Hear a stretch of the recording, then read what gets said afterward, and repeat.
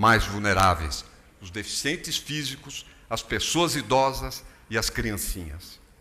Quem governa deve acreditar no planejamento das suas ações, cultivar a austeridade fiscal, que significa fazer melhor com mais e significa fazer mais com os mesmos recursos. Fazer mais do que repetir promessas. Tem que se fazer, prometer menos, gastar menos tempo com promessas e gastar mais tempo fazendo. O governo deve ouvir a voz de todos, dos trabalhadores e dos desamparados, das mulheres e das famílias, dos servidores públicos e dos profissionais de todas as áreas, dos jovens e dos idosos, dos pequenos e dos grandes empresários, do mercado financeiro, mas também do mercado dos que produzem alimentos, matérias-primas, produtos industriais e serviços essenciais, que são, afinal de contas, o fundamento do nosso desenvolvimento e nossa capacidade de gerar empregos, consumo, de gerar riqueza. O governo deve servir ao povo, não a partidos, não a corporações que não representam o interesse público. Um governo deve procurar sempre unir a nação. De mim, ninguém deve esperar que estimule disputas de pobres contra ricos ou de ricos contra pobres. Eu quero todos, lado a lado, na solidariedade necessária à construção de um país justo, que seja realmente de todos. Ninguém deve esperar que nós joguemos estados do norte contra estados do sul, cidades grandes contra cidades pequenas, urbano contra o rural, a indústria contra o serviço, o comércio contra a agricultura, azuis contra vermelho, amarelos contra verdes. Pode ser engraçado no futebol. No futebol, por exemplo, eu gosto de jogar o verde contra o preto e branco, ou verde com tricolores. Mas isso, jogar e ganhar. Mas isso é futebol. Não quando se fala de um país. É deplorável que haja gente que, em nome da política, tente dividir o nosso Brasil. O Brasil é um todo. Eu não aceito o raciocínio do nós contra eles. Não cabe na vida de uma nação. Nós somos todos irmãos na pátria. Lutamos pela união dos brasileiros e não pela sua divisão.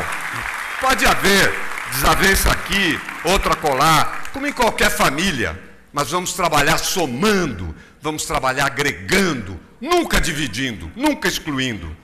O Brasil tem grandes carências, nós não podemos perder energia com disputas entre brasileiros. Nunca será um país desenvolvido se não promover um equilíbrio maior entre as suas regiões, entre a nossa Amazônia, o Centro-Oeste e o Sudeste, entre o Sul e o Nordeste. Por isso, eu conclamo aqui, vamos juntos desenvolver o nosso país, vamos juntos conseguir um desenvolvimento mais justo, mais equilibrado. O desenvolvimento é uma escolha e nós faremos essa escolha. Estamos preparados para isso. Ninguém deve esperar que joguemos o governo contra a oposição, porque não o faremos.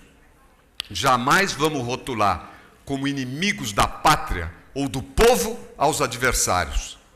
Em meio século de militância política, eu nunca fiz isso. Eu não vou fazer. Eu quero todos juntos, cada um com a sua identidade, em nome do bem comum. Na Constituinte, eu fiz uma emenda que veio a criar o Fundo de Amparo ao Trabalhador, o FAT. Foi emenda nossa, de minha autoria. Este FAT permitiu financiar e fortalecer o BNDES, o Banco Nacional de Desenvolvimento Econômico, que empinou por causa dos recursos do Fundo de Amparo ao Trabalhador bem investidos. Este fundo permitiu também, fundamentalmente, tirar o seguro-desemprego do papel.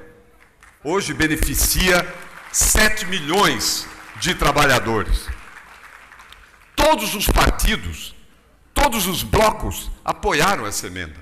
Por isso ela virou texto da Constituição e depois virou lei. No Ministério da Saúde, do governo do presidente Fernando Henrique, que me deu todo o apoio no meu trabalho na saúde. O meu trabalho na saúde foi considerado um trabalho importante durante aqueles 4 anos, mas eu só pude fazer isso porque tive pleno respaldo do presidente. Tomei a iniciativa no Ministério de fazer ou refazer e impulsionar 6 projetos de lei e uma emenda constitucional. A criação da Agência Nacional de Vigilância Sanitária, da Agência Nacional de Saúde, a implantação dos genéricos, a proibição do fumo nos aviões e da propaganda de cigarros, a regulamentação dos planos de saúde, o combate à falsificação de remédios e a emenda constitucional 29, que vinculou recursos à saúde. Era uma demanda de décadas todo o pessoal da saúde e da população. Vinculação nas 3 esferas da federação. Todos esses projetos foram aprovados quase por unanimidade dentro do Congresso Nacional. Governo e oposição, porque nós soubemos dialogar. É assim que eu trabalho, minha vida inteira, somando e unindo, visando ao bem comum. Me acostumei, aprendi a fazer isso, não é 50 anos, o Roberto exagerou, mas desde aquela época de movimento estudantil. E aí tinha que saber negociar, porque o pessoal dele era tremendo. Os membros do Congresso que estão presentes ou que estão ouvindo podem testemunhar. Suas emendas ao orçamento da saúde eram acolhidas pela qualidade, nunca devido à sua filiação partidária. Nunca. Estão aqui, que muito nos honra, os presidentes de 3 partidos, que também marcam sua presença aqui. O Roberto Jefferson, do PTB, o pastor Everaldo, do PSC, e a Thelma Ribeiro, do PMN. Eles podem dar o testemunho, ou diretamente ou através dos seus deputados. Nós acolhíamos todos, como em São Paulo. As emendas dos parlamentares são sempre honradas pelo governo, mesmo nos parlamentares de extrema oposição, que, graças a Deus, são muito poucos dentro da Assembleia Legislativa. Mas nós sempre honramos, porque sempre temos em mira o interesse público. Nunca pedimos carteirinha partidária para ninguém quando se trata de atender ao interesse das pessoas. Se o povo assim decidir, nós vamos governar com todas e com todas, sem discriminar ninguém. Juntar pessoas, em vez de separar as pessoas. Convidá-las para um diálogo, em vez de segregá-las. Explicar os nossos propósitos, em vez de hostilizá-las. Vamos valorizar o talento, a honestidade e o patriotismo, em vez de indagar a filiação partidária. A minha história de vida e as minhas convicções pessoais sempre estiveram comprometidas com a unidade do país e com a unidade do seu povo. Eu sou filho de imigrantes. Morei e cresci em São Paulo, num bairro de trabalhadores, chamado Moca. Trabalhadores que vinham de todas as partes da Europa, do Nordeste e de outros estados do Brasil.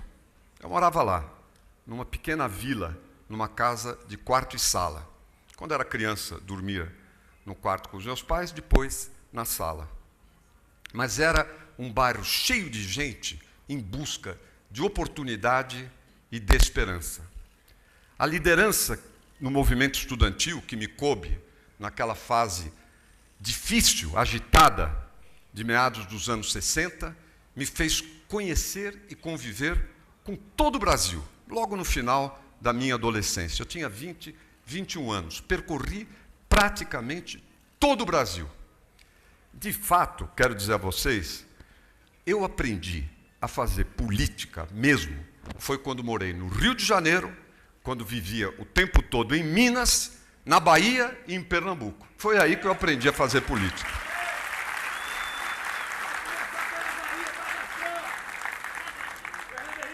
Na terra do Marcelo Alencar, na terra do Aécio, na terra do Sérgio Guerra, na terra do Jutaí. Foi por aí que eu aprendi a fazer política.